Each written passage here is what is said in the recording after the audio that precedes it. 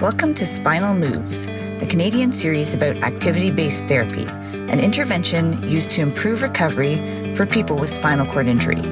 I am your host, Hope Jervis-Rademeyer. In today's episode, I will speak with 3 people living with spinal cord injury about their experiences with ABT. Our first guest today is Chris Rice, age 27. Chris sustained an incomplete C7 spinal cord injury in 2012. He has been participating in ABT both at home and at a facility in Newmarket, Ontario since that time. He continues to see consistent progress in his recovery and is always seeking new treatment options. Chris recently went skydiving with a friend of his who is also a paraplegic.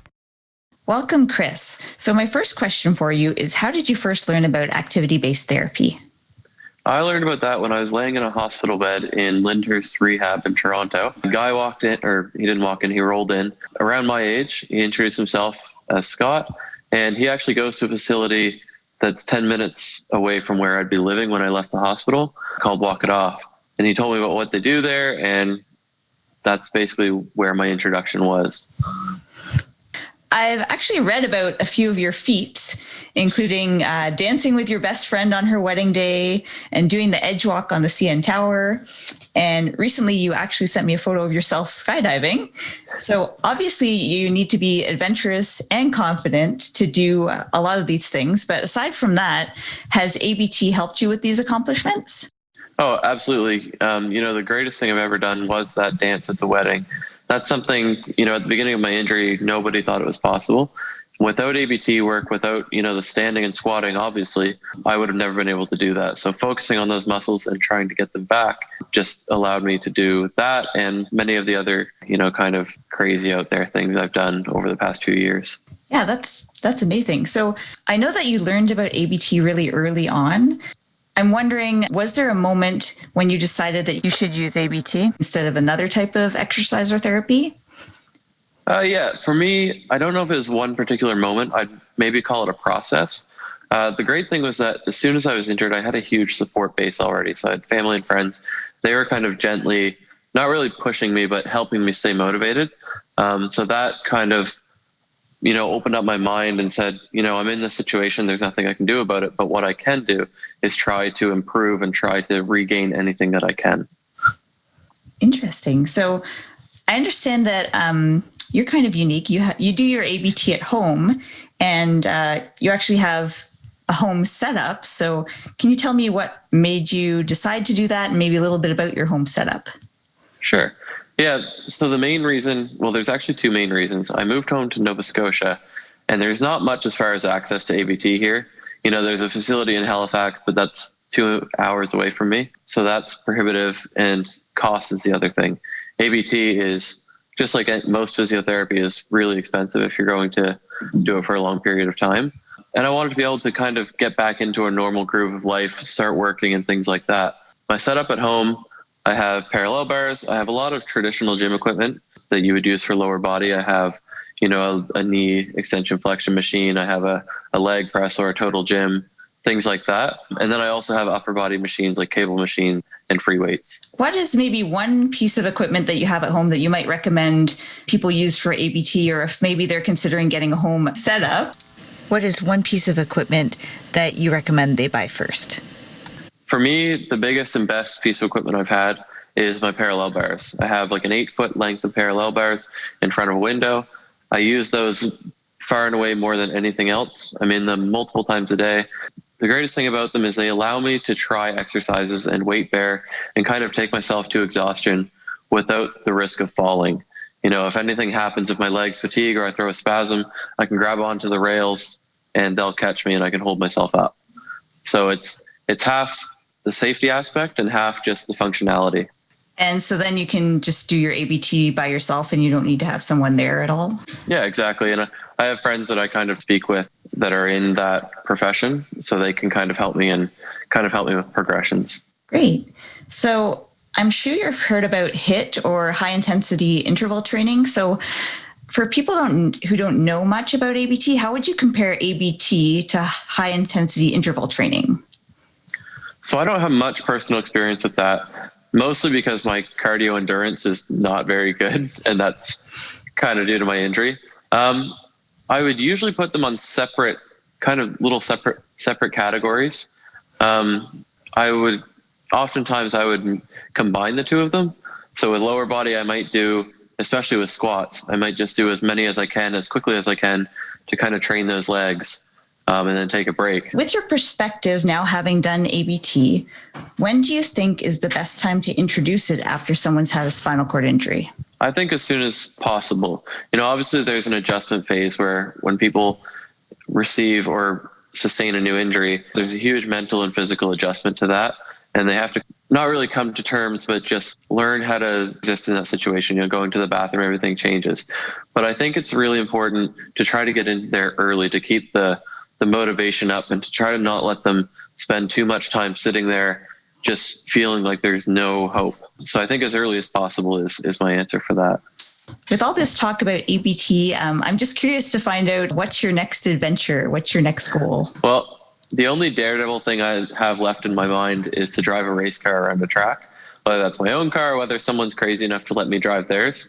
Other than that, it's kind of the more mundane stuff. I'd like to get into a career, settle down and kind of not to say start my life, but to move past the recovery phase of my injury and still incorporate recovery into my lifestyle, but not have it be the main focus. How often, I'm curious, how often do you do ABT in a week? Yeah, my exercise program right now is generally 5 or 6 days a week.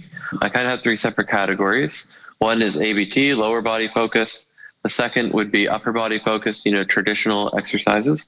And then the third, I kind of blend both of them. So that might involve high kneeling, where I'm doing upper body at the same time. That's my hardest work, because using upper and lower body muscles at the same time is still a huge challenge for me, and my blood pressure goes all sorts of funny ways. So yeah, ABT, generally standing and walking, I try to do at least 5 times a week, multiple times a day, because really, as soon as I stop doing that, I start to notice a progress loss in my legs. They tighten up again, the spasms get worse. Whereas if I do it consistently, those spasms decrease a huge amount. Okay, and it sounds like you mentioned blood pressure. It's safe to do ABT with your blood pressure issues, but how has it affected your blood pressure, and how do you deal with your blood pressure issues while doing ABT? Luckily, my blood pressure sitting is stable. I don't have to take medication for it anymore. I know that if I'm doing an aggressive exercise like sit-ups or just a lot of high repetition, high intensity workouts, I know how to kind of do a setup to keep myself safe, so that if something were to happen, I would land safely. Luckily, knock on wood, that's never happened. I've never passed out during an exercise, but it's definitely something you have to be aware of. And if you're concerned about that, should really talk to a doctor and make sure that you're doing things safely, because the last thing you want to do is, say you're up doing standing or squatting and you fall and break a bone. That's the last thing anyone wants. So, I'm just kind of hyper aware of how my body's reacting to things. And if I notice that I'm getting dizzy, I'll stop the exercise and sit down and let myself recover. Great. So thanks for giving us a good overview of what an ABT program and exercise program will look like. And also just pointing out that it's really important to still bear in mind those safety precautions if you have a setup at home or are around other people. So thanks for being interviewed today, Chris. And I look forward to speaking with you again. My pleasure. Thank you. Our next guest on today's episode is Andrea Nelson. Andrea Nelson is an L1 incomplete paraplegic who is ambulatory and uses both a manual wheelchair and forearm crutches to get around. She was injured in 2017 in a skydiving accident and has been doing activity-based therapy consistently for the last 3 years. She loves being outside and staying active with activities like hiking, biking, and kayaking. Hi, Andrea, and welcome to the show. Hello, thank you for having me. Yeah, so my first question for you is, how did you first find out about ABT and what did you think about it? What were those first thoughts? I don't think I really knew what ABT was when I first started it. I had found a training facility that I liked the idea of and, wanted to work on anything I could, even if I didn't have those muscles, and be out of my chair doing stuff, which is what I had read about with the Walk It Off facility. But I don't think I really knew specifically about ABT therapy until after I had started doing it. I was just drawn to, what it said it was all about, I guess, on the website originally. And so, yeah, I definitely really like it. And I don't think I'd be where I am today in my recovery if I hadn't done activity-based therapy. Wow. So how did you find out about the website? Was it just your own searching, or did someone point you towards that? No, one of my friends is friends with the owners of the clinic. So when I was injured, she messaged me and said, like, hey, my friends run this place that you could look into for rehab, post inpatient rehab. So from your biography, we know that you enjoy a lot of really extreme different outdoor activities like hiking and biking and kayaking. So can you tell me a bit about how ABT has influenced maybe your ability to do these activities? Yeah, I think like regardless of where I was at, I would still be doing those activities. That's what I did before my injury. So I don't think it's necessarily related to ABT. Like I would be getting outside and doing activities no matter where I was at functionally. So I don't think, regardless of your abilities, you can get out and do those things if you have the right adapted equipment. Though ABT has definitely helped me like functionally regain a lot, and I'm able to walk again. So that's a big change for sure. Great. And then do you think, well, you kind of answered this already, but do you think you could do these extreme activities with just traditional therapy? Yeah, I guess for me, that question's hard because like anyone can do those activities no matter what their abilities are, right? So I guess I could do those activities if I was still in a wheelchair. So like, they might look a bit different, but I don't think your functionality determines whether you can do those activities or not. Well, I think that's important to know too, because some people in Canada don't have access to ABT, right? So for them, those activities might look different depending on their rehab. It's good to know that you can still do them no matter what. There's accessible trails. You can go in a wheelchair. There's off-road wheelchairs. Same with biking, right? Like I tried a hand cycle out before I was able to use my legs to bike. So the thought that like, oh, you can't do any of these activities if you don't have function is just like, if you want to do those activities, you can do them no matter what. You just need to find the right adaptations. Yeah, that's really important. So finding that right equipment is definitely an important piece, right? Yeah. So ABT is quite an intense activity. So often it involves high reps and it really gets the heart rate going. What does your typical week of training look like with ABT? It is different every week. I feel like that is one thing, like, yes, it's a lot of work and it's hard work, but it just varies so much. And the trainers are so inventive with the exercises they have you do. I've done like hundreds of different things, and it just depends on where I'm at in my progression that week. So just a lot of different things. We always focus like on strength in some regard, but also balance and coordination. So there is that really physically challenging stuff, but then there's the mental component of like maybe working on muscles that you don't have a connection to yet or that are super faint. So that is like less tiring physically, but really exhausting mentally. Okay. And how many days a week might you do ABT? I'm going 2 days a week for 2 hours each day. Do you still make gains with ABT or? Yeah. And is it more dependent on, it sounds like your trainers are really great at adapting the program and modifying it and progressing it. Is that sort of a key as well? Yeah. I mean, I think that just comes hand in hand. Like as you get stronger or better, then they're going to adapt the exercises to challenge you again, so that you can gain more strength and functionality and mobility. But yeah, I've continued to gain a lot or progress still. So you've been doing ABT for 3 years and you were injured 3 years ago. And from your story, you basically started ABT really quickly. So how soon after an acute spinal cord injury do you think someone could start ABT? I mean, I don't know from like the safety standpoint, but I would say as soon as possible. Obviously, you're dealing with other stuff first, like just learning how to sit up or having your scar heal or your surgery heal properly. But as soon as you can do activity-based therapy, I think you should. For me, that definitely helped right away. I wasn't quite at an ABT facility when I was in rehab, but I still did a lot in the gym with like the moto bed and the standing frame. And those are forms of ABT. So definitely like as soon as possible, if you can get moving again in whatever ways, even if it's with the help of other people or machines, then I think that's definitely a good thing, especially just for your brain and getting those nerves firing again. I'm wondering as well, do you feel that people need a precursor to ABT? So do they need, for example, should they be strong enough to start ABT, or should they start doing a few reps before they can do ABT? What do you think maybe a prerequisite might be?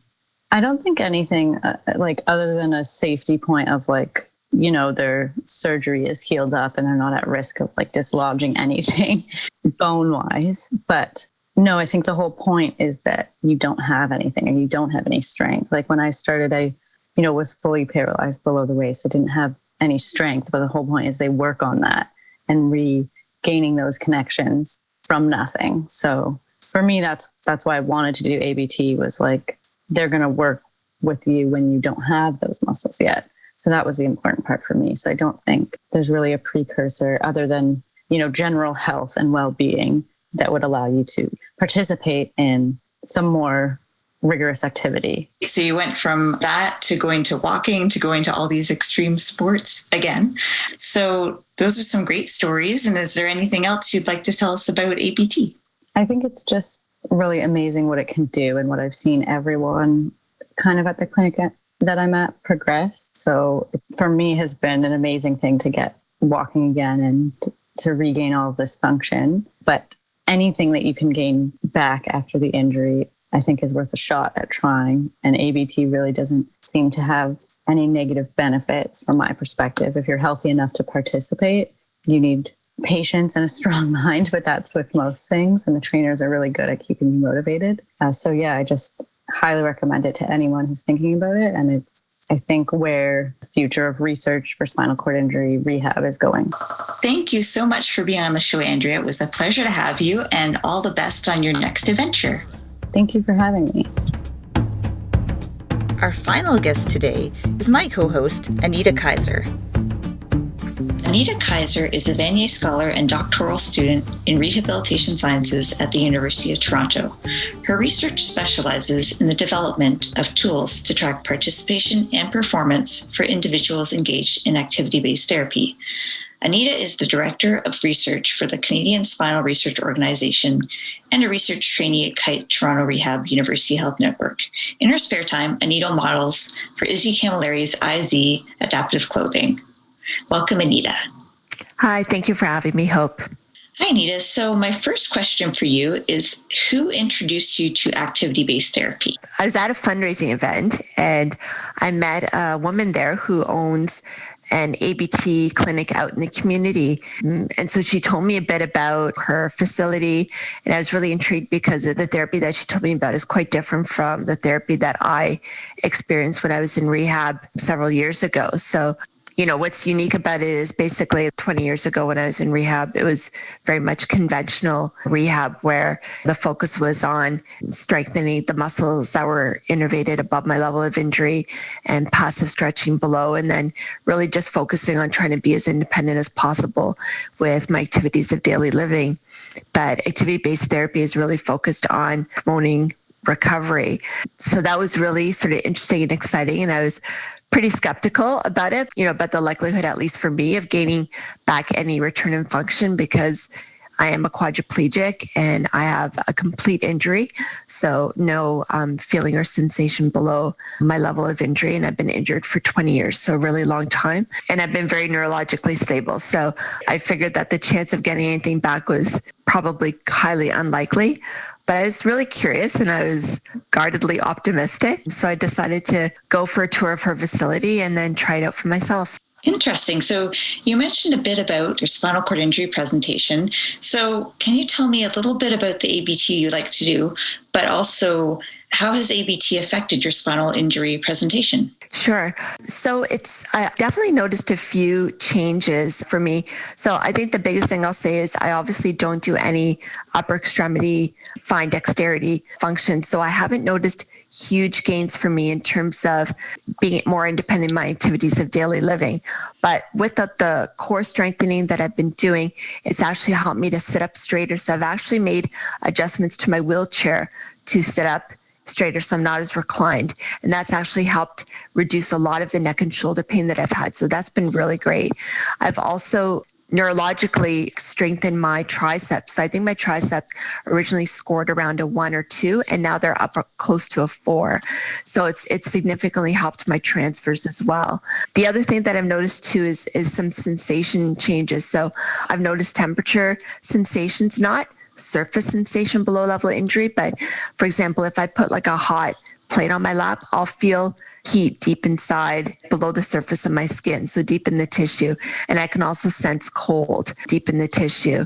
And I also get a bit of a proprioceptive sensation of where my limbs are in space. And I can also feel like deep pressure below level injury, not everywhere, but like definitely in my core area. I can feel it in my back and I think around my abdominal areas as well. Definitely feel the soreness after a workout below level of injury. So that's been some interesting and exciting gains. Those are some really amazing gains, Anita. I was wondering if you can tell us a bit more about your approach to ABT exercises and maybe if there's some guidelines that you follow. The guidelines are typically that they expect people to be about frequency and intensity about 3 to 5 hours a day, 3 to 5 days a week. But because of my work schedule and my life, I was only able to go once a week, but I went about 3 hours at that time. So the intensity was there, but not the frequency. So because of this, I figured that if I was going to gain anything back, it would probably be near the level of my injury. So I did focus a lot of my exercises on strengthening the core area, and then some exercises are kind of focused on lower extremity activation. So I split up my 3 hours into like kind of 3 sections where I spent the first hour working on standing and then standing related activities as I started things like sit to stands and body weight support treadmill training. So then my next kind of 90 minutes or so was more focused on floor related exercises. So that would include things like high kneeling and then sort of all the different stages that led towards crawling. And I also did a lot of supplemental exercises at that time too. So some of the exercises just involved sort of increasing my upper body strength because I needed that in order to do some of these activity-based movements, right? And then the last 30 minutes of each of my sessions was devoted to a piece of equipment. So I usually rotated between the spin bike or the new step or the adductor. And all those 3 pieces of equipment I found all kind of helped with different aspects of crawling. And so that was kind of like more or less my whole workout program. It was really fatiguing, both mentally and physically, because especially with those targeted exercises below level injury, it involved a lot of motivated mental effort. And then obviously the exercises themselves involved a lot of repetitions. By the time you're done the 3 hours, you're wiped out. Yeah, no doubt. But you know what? If I didn't work out to that point of muscle fatigue or muscle failure, I didn't really feel like I got a really good workout. And I found I needed to get to that point to actually see improvements and results. So it was worth it, as tiring as it was. Yeah, that's really important information to know. So you did mention that you are involved with research, and I think that you have a really unique perspective because you engage in ABT and, as you mentioned, the research. So what is it about ABT that inspired you to take it from a therapy that you do to developing an ABT measurement? Sure. So as I was doing this program, because I was so skeptical, and I guess because I also had that research background, I was doing like a self-analysis. And so as I was participating in ABT and as I was seeing the improvements I was making, it actually got me really excited.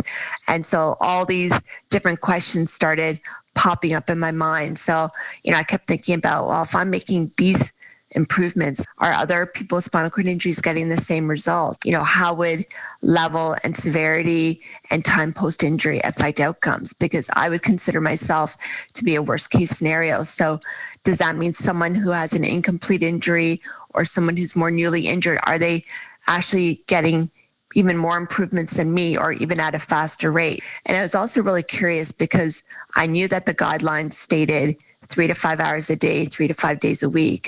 But I was only going once a week for 3 hours, and yet I was still making improvements. So what are those optimal dosage and timings to get those results? And I knew that in order to get some of this information, you really need tools to be able to collect that data.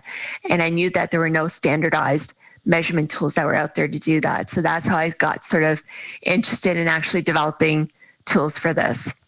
So Anita, can you tell me what the tool is and how it works? Sure. So there's actually two tools that we're in the process of developing. One is looking at tracking participation in activity-based therapy, and the other one is going to be looking at measuring performance.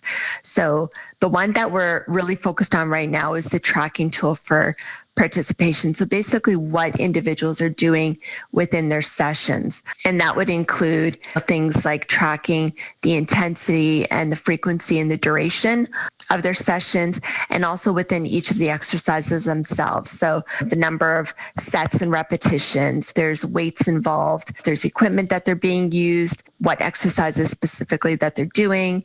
And the second tool that we're looking at developing is a tool that'll measure performance. So basically tracking recovery over time. And that's really still in the development stages. But what we've done is identified all the activity-based movements that we think that someone who is able-bodied or fully recovered would be able to do. And we've divided it into 4 domains. So one domain would be like upper extremity function. Then the second domain would be overground skills. So that would be things like rolling, lying to sitting, crawling. And then the third would be upright activity. So that would include standing, sit to stand, walking. And then we'd have a fourth domain, which is focused on more advanced skills. So that would be things like running, jumping, climbing. And so then each of these activities would then be scored along 4 separate parameters that would look at the amount of assistance that they required, the types of devices that they would need to support them through that task, the parameters involved. So that would include the level of difficulty, like the set, repetitions. And then the fourth would be a time factor, like how long it takes them to go through 3 repetitions of that movement. And so each activity would be scored along that, and you would be able to track over time how an individual is doing and if they've been making any gains.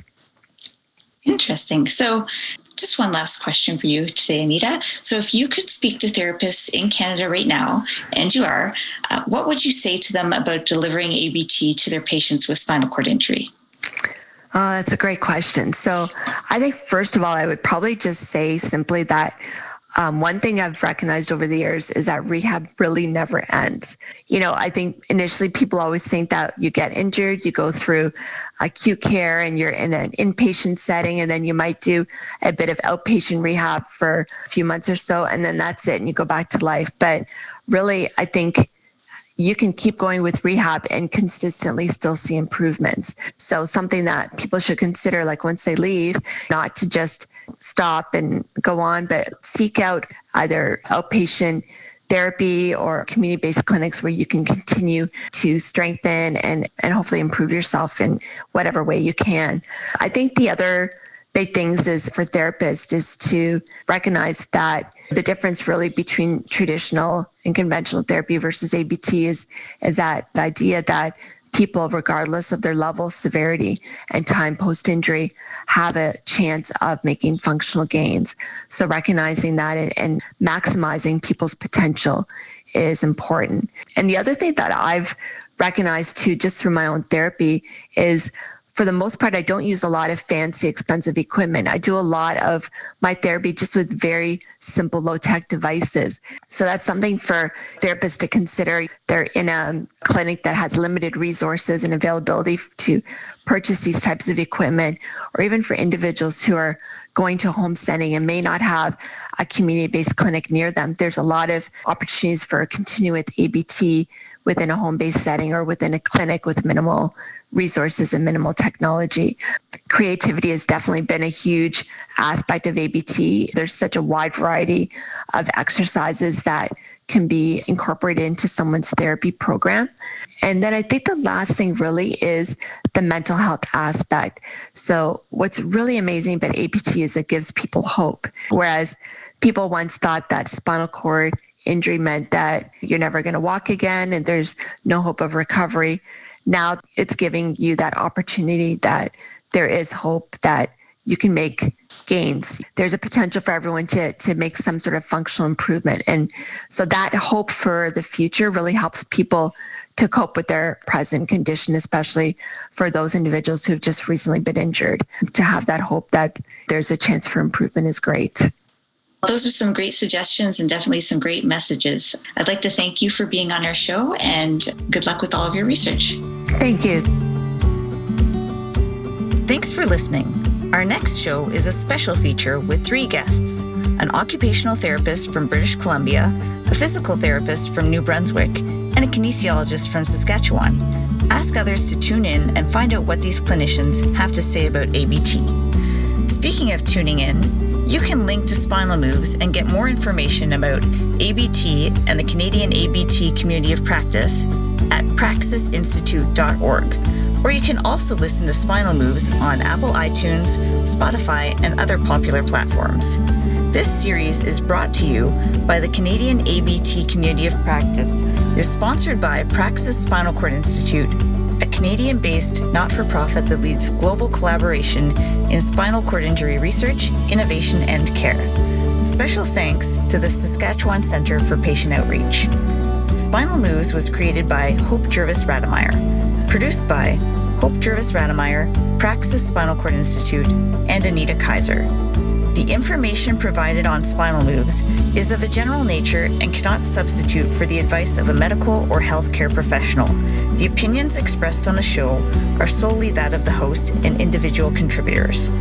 None of the individual contributors, system operators, developers, sponsors of Spinal Moves, nor anyone else connected to Spinal Moves can take any responsibility for the results or consequences of any attempt to use or adopt any of the information presented throughout this podcast.